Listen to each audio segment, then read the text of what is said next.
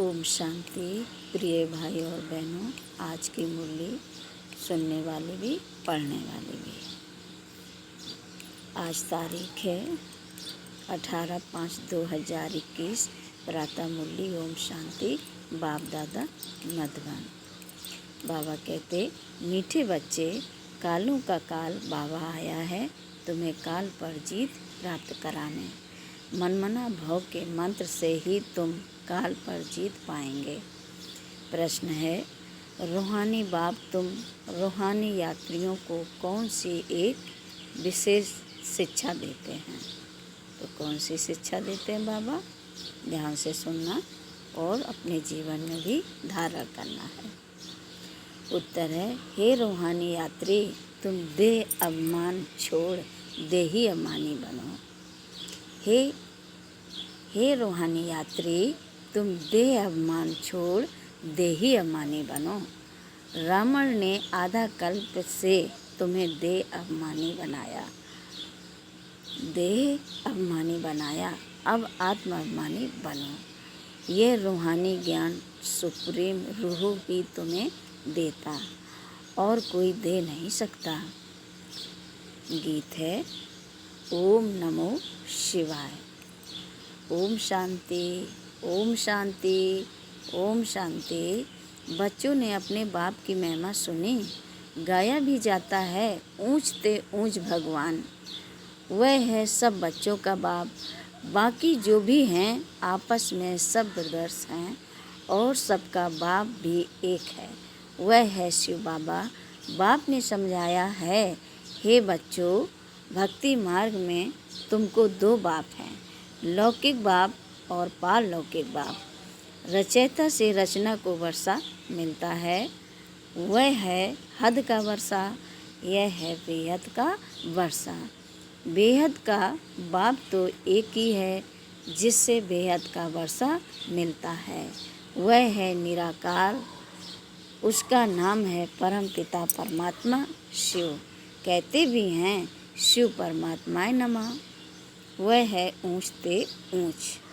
तुम्हारी बुद्धि चली जाती है निराकार बाप की तरफ। वह रहते हैं परम धाम में, जहाँ से तुम आत्माएं आते हो। बाप भी वहाँ ही रहते हैं। वह है ही सर्व का सद्गति करने वाला। उसमें भी भारत परम पिता परमात्मा का बर्थ प्लेस है। शिव जयंती भी यहाँ मनाते हैं। उस रूहानी बाप को ही ज्ञान का सागर, पतित पावन, लिबरेटर, गाइड कहा जाता है। वही दुख हरता सुख करता है, यह भारतवासी जानते हैं। यह दुख धाम है, भारत ही सुख धाम था। बाप बच्चों को बैठ समझाते हैं, हे भारतवासी, तुम विश्व के मालिक थे, जबकि तुम्हारा आदि सनातन देवी देवता धर्म था। देवी देवता धर्म श्रेष्ठ कर्म और श्रेष्ठ थे। अब यह धर्म भ्रष्ट कर्म भ्रष्ट बन गए हैं, अपने को पावन देवता कहला नहीं सकते। कलयुग अंत तक भक्ति मार्ग चलता है, इसमें ज्ञान होता नहीं। ज्ञान से होती है सद्गति। सर्व का सद्गति दाता बाप जब तक ना आए तब तक सद्गति हो ना सके। बाप कहते हैं, मैं कल्प के संगम युग पर आता हूँ। इस समय है ही पतित दुनिया, पावन एक भी होता नहीं। भल सन्यासी पवित्र बनते हैं, परंतु फिर उनको पुनर्जन्म तो यहाँ ही लेना है। विश्व से जन्म लेना पड़े, वापस जाने का है नहीं। जब चक्र पूरा होता है तब ही बाप आकर ले जाते हैं। ये हमारा 5000 का सृष्टि का चक्र है। जब बाबा कहते हैं समय पूरा होता है, तभी में आकर ले जाते हैं। इनको कहा ही जाता है रूहानी ज्ञान। सुप्रीम रूह रूहानी ज्ञान देते हैं। सुप्रीम रूह ही ज्ञान का सागर, पतित पावन है। बाकी शास्त्रों का ज्ञान तो है भक्ति मार्ग। बाप कहते हैं यज्ञ तप तीर्थ आदि करते और ही नीचे गिरते आए हो। तुम पहले पहले सतो प्रधान थे, भारत में प्योरिटी थी तो पीस प्रॉस्पर्टी भी थी, हेल्थ वेल्थ दोनों थे। आज से 5000 वर्ष पहले की बात है। यह भारत स्वर्ग था। उस समय और कोई धर्म नहीं था, सिर्फ एक ही आदि सनातन देवी देवता धर्म था जो परम पिता परमात्मा ने स्थापन किया। स्वर्ग की स्थापना तो वही करेंगे, मनुष्य तो कर न सके ऐसे तो नहीं कहेंगे श्री कृष्ण रचयिता है। नहीं, रचयिता एक ही निराकार शिव है, बाकी हैं उनकी रचना। रचयिता से ही रचना को वर्षा मिलता है। बाप समझाते हैं मैं तुम्हारा बेहद का बाप हूँ, तुमको बेहद का वर्षा देता हूँ 21 जन्मों के लिए। सूर्यवंशी चंद्रवंशी पवित्र धर्म स्थापन करता हूँ। ब्राह्मण धर्म है चोटी, सबसे ऊंचे रूहानी बाप। रूहों को आप समान बनाते हैं।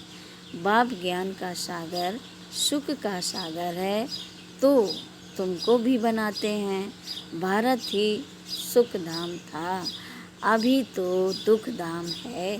बाप कैसे आते हैं यह किसको भी पता नहीं है। सतयुग आदि से कलयुग अंत तक यह सारी हिस्ट्री ज्योग्राफी भारत की है। यह लक्ष्मी नारायण कितने हेल्दी वेल्दी थे, कभी बीमार नहीं पड़ते थे, अभी काल पर विजय पाने शिक्षा ले रहे हैं। जिसको कालों का काल महाकाल कहा जाता है, वह तुमको काल पर विजय पहनाते हैं। नाम भी सुना शिवाय नमः। तुम ऐसे तो नहीं कहेंगे परमात्मा सर्वव्यापी है, कुत्ते बिल्ली में है। इसको कहा जाता है धर्म की गिलानी। बाप की गिलानी करते हैं। अभी यह है कल्प का संगम समय। इस समय ही विनाश काले विपरीत बुद्धि कहा जाता है। अब विनाश तो सामने खड़ा है। गीता में भी लिखा है यादव कौरव पांडव क्या करत भय। सर्वशास्त्रमयी शिरोमणि श्रीमद् भगवत गीता है, उनसे ही फिर और शास्त्र निकले हैं। तुम जानते हो गीता है डीटी धर्म का शास्त्र। बाप कहते हैं मैं आता हूँ तुमको शूद्र से ब्राह्मण बनाता हूँ, फिर सो देवी देवता बनाता हूँ, फिर तुम क्षत्रिय व शूद्र बनते हो। बाप समझाते हैं तुम 84 जन्म कैसे लेते हो। जास्ती जन्म जरूर वह लेते हैं जो पहले पहले सतयुग में आते हैं। मैक्सिमम 84 जन्म लिए हैं। तुम भारतवासियों ने मिनिमम 1 जन्म। यह भी बाप ही बैठ समझाते हैं। बाप बगैर किसको ज्ञान का सागर नहीं कहा जाता। पतित पावन ज्ञान का सागर कहने से बुद्धि ऊपर चली जाती है। बाप ही सबको लिबरेट कर वापस ले जाते हैं। सर्व का सद्गति दाता एक ही बाप है। अच्छा, फिर सर्व की दुर्गति कैसे होती है, कौन करता है? सद्गति सतयुग को, दुर्गति कलयुग को कहा जाता है। बाप कहते हैं मैं कल्प कल्प तुम बच्चों को आकर सद्गति देता हूँ। तुम बच्चे सारे वर्ल्ड की हिस्ट्री ज्योग्राफी जानते हो। स्कूलों में तो आधी हिस्ट्री ज्योग्राफी सिखाते हैं। सतयुग त्रेता में कौन राज्य करते थे किसको पता नहीं। चित्र तो बरोबर है। यह लक्ष्मी नारायण राज करते थे। कितना समय राजधानी चली तुम बता सकते हो? क्रिश्चियन डिनास्टी 2000 वर्ष चली। बौद्ध डिनास्टी इतना समय चली। इस्लामी डिनास्टी उनके आगे फिर चंद्रवंशी थे जो 1250 वर्ष चले। सतयुग त्रेता में सूर्यवंशी चंद्रवंशी ही थे और कोई धर्म नहीं था। तुम ही सूर्यवंशी चंद्रवंशी बनते हो, अब फिर से बने हो ब्राह्मण वंशी। यह सारा नाटक भारत पर ही बना है। भारत ही हेल और हेवन बनता है और धर्म वालों के लिए नहीं कहेंगे, वह तो हेवन में होते ही नहीं। कोई मरता है तो कहते हैं स्वर्गवासी हुआ, परंतु समझते नहीं नरकवासियों को तो नरक में ही जन्म लेना पड़े। स्वर्गवासी स्वर्ग में ही पुनर्जन्म लेंगे। तुम बच्चे समझते हो यह लक्ष्मी नारायण स्वर्गवासी थे। उन्होंने यह राजधानी कैसे पाई? लाखों वर्ष के बाद तो याद रह न सके। सतयुग में यह शास्त्र आदि होते नहीं हैं। यह सारी भक्ति की सामग्री है। सीढ़ी नीचे उतरनी ही है। सतो प्रधान से सतो रजो तमो में यह सीढ़ी उतरने में 5000 वर्ष लगते हैं। सतयुग में 16 कला संपूर्ण, फिर त्रेता में 2 कला कम। आत्मा में चांदी की खाद पड़ी, कॉपर एज में आए तो कॉपर की अलाह पड़ी। इस समय बिल्कुल ही तमो प्रधान है। आत्मा में ही खाद पड़ती है। तुम ही पूरे 84 जन्म लेते हो। यह रूहानी बाप शिव बाबा आकर रूहानी बच्चों को समझाते हैं, तुमको अब आत्माभिमानी बनना है। रावण की प्रवेशता होने से सब देह अभिमानी बन जाते हैं। अब अपने को आत्मा समझना है। हम ही 84 जन्म ले भिन्न भिन्न पाठ बजाते आए हैं। अब 84 का चक्र पूरा हुआ। अब तो शरीर भी जर्जरीभूत हो गया है। द्वापर से रावण राज होता है। सतयुग में है राम राज्य। सतयुग में तुम आत्माभिमानी थे। द्वापर कलयुग में तुम देह अभिमानी बन जाते हो ना। आत्मा को ना परमात्मा को जानते हो, ना आत्मा को जानते हो, ना परमात्मा को जानते हो। बाप समझाते हैं आत्मा एक स्टार है। भ्रकुटी के बीच चमकता, भ्रकुटी के बीच में चमकता है अजब सितारा। उनको सिवाय दिव्य दृष्टि के देखा नहीं जा सकता। वह बिल्कुल ही सूक्ष्म है। आत्मा ही एक शरीर छोड़ दूसरा लेती है। अब आत्मा ने 84 जन्म लिए हैं। परमपिता परमात्मा भी बिंदी है। उनको ही ज्ञान का सागर पतित पावन नालिश पुल कहा जाता है। परमपिता परमात्मा में सृष्टि के आदि मध्य अंत का ज्ञान है। बीज रूप होने के कारण उनके सत्य चित्त आनंद स्वरूप कहा जाता है। उनको सत्य चित्त आनंद स्वरूप कहा जाता है। बाप में जो ज्ञान है वह जरूर सुनाना पड़े। यह है स्पिरिचुअल नॉलेज। जब रूहों का बाप आकर रूहों को पढ़ाते हैं, तुमको आत्माभिमानी बनना है। शिव बाबा हमको पढ़ाते हैं, वही नॉलेजफुल हैं। बाबा ही आकर स्वर्ग की रचना रचते हैं, तुमको स्वर्ग का लायक बनाते हैं। यह सृष्टि चक्र का राज कोई मनुष्य नहीं जानते। बाप को ही ना जानने कारण भारत का यह हाल हुआ है। भारत में प्योरिटी थी तो पीस आकाश पलटी थी। अभी तो है ही नर्क, फिर कोई स्वर्ग में जा कैसे सकते। बिल्कुल ही पत्थर बुद्धि हो गए हैं। बाप कहते हैं मैं बच्चों के लिए कोई तो सौगात ले आऊँगा।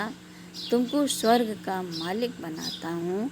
जिन्होंने कल्प पहले वर्षा लिया है वही अब लेंगे। मनुष्य देवता बनेंगे। वास्तव में प्रजापिता ब्रह्मा के तो सब बच्चे हैं। अब ब्रह्मा द्वारा शिव बाबा रचना रच रहे हैं। ब्रह्मा कुमार कुमारी बनते जाते हैं।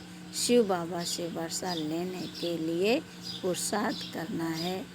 तमो प्रधान से सतो प्रधान बनना है। बाप कहते हैं बच्चों मुझे याद करो तो तुम्हारे सब विकर्म विनाश होंगे।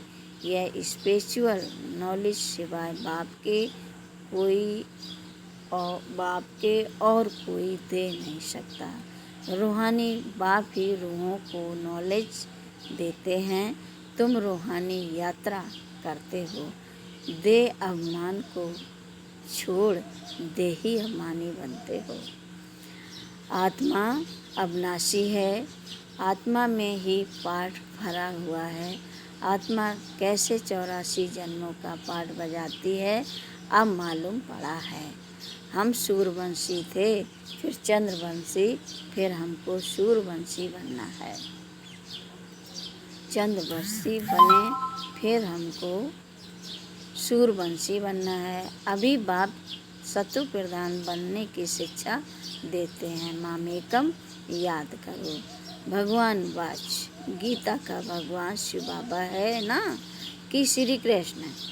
कृष्ण की आत्मा भी अब सीख रही है। अच्छा मीठे मीठे शकील दे बच्चों प्रति माता पिता बाप दादा का याद प्यार और गुड मॉर्निंग। रूहानी बाप की रूहानी बच्चों को नमस्ते। हम रूहानी बच्चों को भी रूहानी बाप दादा को भी याद प्यार और नमस्ते नमस्ते नमस्ते। शुक्रिया बाबा, शुक्रिया बाबा। धारणा के लिए मुख्य सार पहली पॉइंट है रूहानी यात्रा करनी और करानी है। स्वयं को सतो प्रधान बनाने के लिए एक बाप को याद करना है। एक बाप को याद करना है। आत्म अभिमानी बनने का पूरा पुरुषार्थ करना है। दूसरी पॉइंट है काल पर विजय पाने के लिए बाप की शिक्षा को ध्यान पर रखना है। अपने को रूह समझ रूहों को ज्ञान देना है। आज का वरदान है आवाज से परे की स्थिति में स्थित हो। सर्व गुणों का अनुभव करने वाले मास्टर बीज रूप भव। आवाज से परे की स्थिति में स्थित हो। सर्व गुणों का अनुभव करने वाले मास्टर बीज रूप भव। जैसे बीज में सारा वृक्ष समाया हुआ होता है वैसे ही आवाज से परे की स्थिति में संगम युग के सर्व विशेष गुण अनुभव में आते हैं। मास्टर बीज रूप बनना अर्थात सिर्फ शांति नहीं लेकिन शांति के साथ ज्ञान अतीन्द्रिय सुख प्रेम आनंद शक्ति आदि सर्व मुख्य गुणों का अनुभव करना। ये अनुभव सिर्फ स्वयं को नहीं होता लेकिन अन्य आत्माएं भी उनके चेहरे से सर्व गुणों का अनुभव करते हैं। एक गुण में सर्व गुण समाये हुए रहते हैं। आज का स्लोगन है अच्छाई धारण करो लेकिन अच्छाई में प्रभावित नहीं हो जाओ। अच्छाई धारण करो पर लेकिन अच्छाई में प्रभावित नहीं हो जाओ। तो आज मातेश्वरी जी के अनमोल महावाक्य हैं। इनको बहुत अपने जीवन की गहराई में उतारना है और अनुभव भी करना है। जिसका साथी भगवान है उनको क्या रोकेगा आंधी और तूफान। जिसका हेडिंग दिया मम्मा ने, जिसका साथी है भगवान उसका क्या करेगा आंधी और तूफान। जिसका साथी है भगवान उसको क्या रोकेगा आंधी और तूफान। देखो यह गीत सिद्ध करता है कि आत्मा और परमात्मा दो चीज़ हैं ना। ईश्वर सर्वव्यापी है क्योंकि जिसका साथी है ईश्वर वो हाजिर होते हुए फिर सृष्टि में इतना दुख क्यों। मनुष्य इतने कंकाल मोहताज क्यों। परमात्मा तो सुख स्वरूप है, तो सर्वव्यापी परमात्मा कहना गोया परमात्मा की इंसल्ट करना है। भगवान के हाजिर होते दुनिया सुख स्वरूप होनी चाहिए व दुख स्वरूप। क्वेश्चन पूछा है, सुख स्वरूप होनी चाहिए। फिर परमात्मा को पुकारने की दरकार क्यों। तो इस समय माया सर्वव्यापी है ना कि परमात्मा हाजिर है, माया ही है सर्वव्यापी। परमात्मा सिर्फ एक बार संगम पर आता है तब उनको हाजिर नाजिर कह सकते हैं। बाकी उनकी याद सबके दिलों में ज़रूर व्यापक है। शरीर को चलाने वाली शक्ति तो हर एक में भिन्न भिन्न संस्कार वाली आत्मा है, ना कि परमात्मा है, आत्मा है। अब विचार करना है कि परमात्मा का साथ क्यों लिया है। इस माया के आंधी और तूफान से पार होने के लिए तो ज़रूर कोई माया का तूफान है, जिससे पार होने के लिए उस परमात्मा का साथ हम आत्माएं मांगते हैं। अगर वो हाजिर होता तो ना माया की उलझन होती, ना उनका साथ लेने के लिए याद करना पड़ता। तो हम आत्माओं और परमात्मा दोनों का इस खेल में पार्ट है। तो जब परमात्मा आता है तो उनका पूरा साथ, उनका हो जाना, पूरा साथ ले उनका हो जाना है, तब ही माया के तूफान से छूट पाएंगे। भल वो सबका सुखदाता है, परंतु जो प्रैक्टिकल में उनका सहारा लेते हैं उन्हों को ही साथ मिलता है। तो उन बच्चों को एक्स्ट्रा प्राप्ति होती है, एक्स्ट्रा प्राप्ति होती है। भल वो दुनिया के अंदर आए उपस्थित हुआ है, परंतु ओहो आश्चर्यवंत, दुनिया इनको न जानने के कारण इनका साथ नहीं लेती है। अगर इनका पूरा साथ पकड़ ले तो मदद देने में मशहूर है। कहते हैं एक कदम तुम आगे बढ़ो तो 10 कदम आगे आएंगे, 10 कदम आगे आएंगे। तो वो संपूर्ण वर्षा देते हैं जिसमें कोई अपूर्णता नहीं होती है। अच्छा, आज का सुमान है, मैं पद्मा पदम भाग्यशाली आत्मा हूँ। आज का सुमान है, मैं पद्मा पदम भाग्यशाली आत्मा हूँ। और आज का विचार है, आज का विचार मंगलवार है, 13वां विचार है आज का मंगलवार का। तो आज बाबा कहते हैं,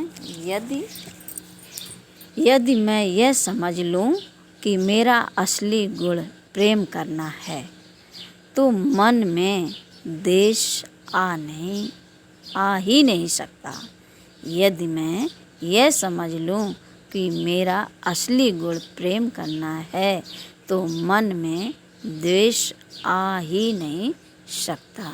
अच्छा, ओम शांति।